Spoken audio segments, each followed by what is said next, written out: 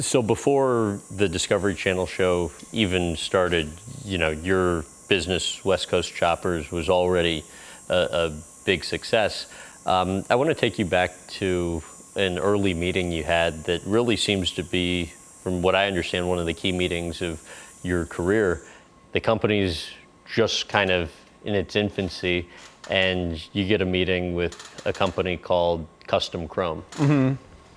When my dad had his drug business, antiques, him and Barry, they had a warehouse in Paramount, like North Long Beach, California, and they shared a warehouse with Perry Sands, who owns Performance Machine. It's like, and he was just starting his business, so I went right to him and got a job working for Performance Machine for a year to learn CNC machining knowledge and all that stuff, and then I left and went to Boyd's. Well, while I was at Perry's, he made these wide tire kits, and they were taking super like Taiwan stamped fenders from Custom Chrome and like cutting them offset and welding them together so bikes could have a fat tire on it in the early 90s. And like I was welding those up, and it was terrible. The metal was like Taiwanese steel, which like isn't the best quality because it's ground up cars with like plastic and rubber in it.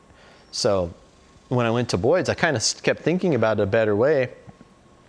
In there, like 93, I really started to like learn metal work, and I went and apprenticed with a guy for a couple weeks up in San Jose named Ron Covell, and then like came back and I'm like, man, I want to make a fender on my own. And so I started making fenders in my garage after work, and I met a guy named Skeeter Todd at the Laughlin River Run.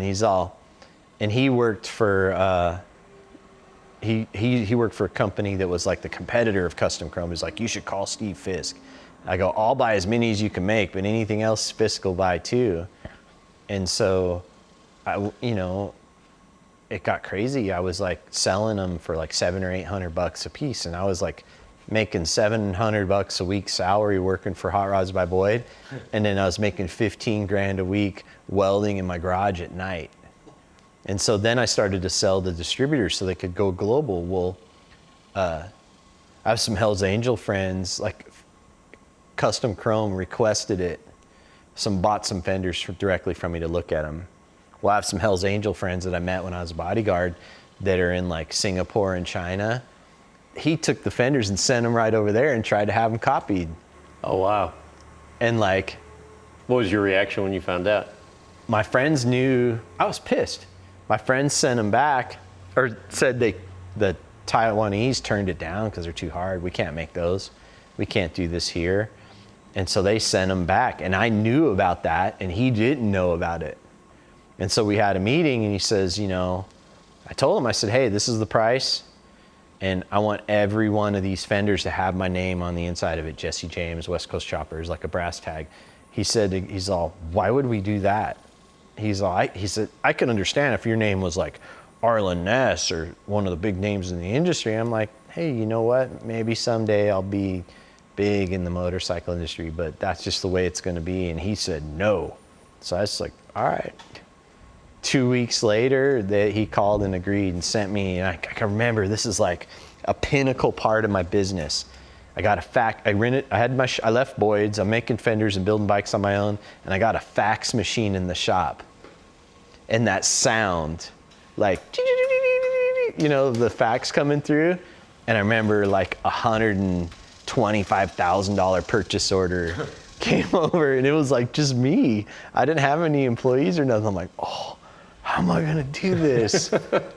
And like, so we buckled down, and I farmed out a little bit and hired a welder and fired him, and then I was by myself again, and then, just figured it out, but that was like, to me, that's when, like, one of the most successful points in my life where I knew like, oh, like, whoa, like the fax coming in, Custom Chrome, this big order. I should have been looking at the profit margin though. That's where I messed up. Really? No, well, it was good for what it was, but like hindsight, distributors only make the lion's share. For more clips from this interview, visit GrahamBensinger.com.